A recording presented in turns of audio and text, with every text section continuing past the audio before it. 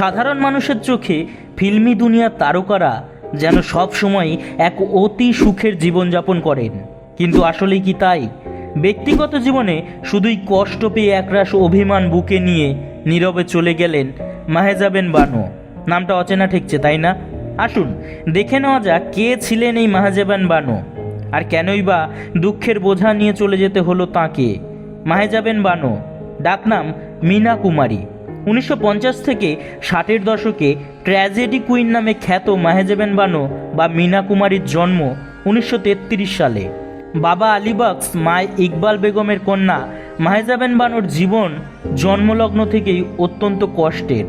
পুত্র সন্তানের পরিবর্তে কন্যা মীনার জন্ম হওয়ায় বাবা আলী বক্স সদ্যজাত অবস্থায় তাকে অনাথ আশ্রমে দিয়ে দেন। পরে বিবেকের তাড়নায় বাড়ি নিয়ে আসেন ছোট্ট মীনাকে। পরিবারের আর্থিক অভাব মেটানোর জন্য মাত্র 6 বছর বয়সে স্কুলের পড়া ছেড়ে মীনা কুমারী বেবি মীনা নামে শিশু শিল্পী হিসাবে কাজ শুরু করেন। পরবর্তীকালে সাক্ষাৎকারে একাধিকবার তিনি বলেছিলেন যে ফিল্মের নায়িকা হওয়ার পরিবর্তে নিজের পড়াশোনা চালিয়ে যেতে চেয়েছিলেন তিনি, কিন্তু পরিবারের অর্থাভাবে তা কোনোভাবেই সম্ভব ছিল না।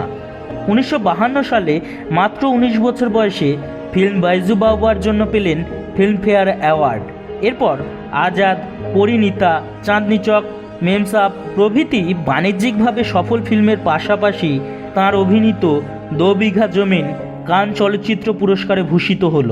1957 সালে রিলিজ করা ইহুদি, সারদা, দিল আপনা और প্রীত পারাই প্রভৃতি সিনেমা তাকে এনে দিল ট্র্যাজেডি কুইনের খেতাব। শৈশব বা কৈশোরের মতো মীনা কুমারীর বিবাহিত জীবনও ছিল অত্যন্ত কষ্টের। শুটিং সেরে মহাবালেশ্বর থেকে বোম্বে ফেরার পথে এক পথ দুর্ঘটনায় মীনা কুমারী গুরুতর জখম হন এবং তাঁর হাতের একটি আঙুল বাদ পড়ে। এই সময় বয়সে 15 বছরের বড় ফিল্ম ডিরেক্টর কামাল আমরোহির সাথে তাঁর প্রেমের সম্পর্ক গড়ে ওঠে এবং তাঁরা পরিণয় সূত্রে আবদ্ধ হন। বিয়ের পর মীনা জানতে পারেন অত্যন্ত রক্ষণশীল কামাল পূর্ব বিবাহিত এবং তার 3টি সন্তান রয়েছে। কামাল আমরোহি মীনা কুমারীকে ফিল্ম ক্যারিয়ারে এগিয়ে নিয়ে যাওয়ার জন্য কতগুলি শর্ত দেন, যেমন তিনি ছাড়াও অন্য কোনো পুরুষ মীনার মেকআপ রুমে প্রবেশ করতে পারবেন না, সন্ধ্যে 6:30টার মধ্যে রোজ বাড়ি ফিরতে হবে, মীনা কুমারীর গাড়িতে তার স্বামী ছাড়া আর কেউ চড়তে পারবে না।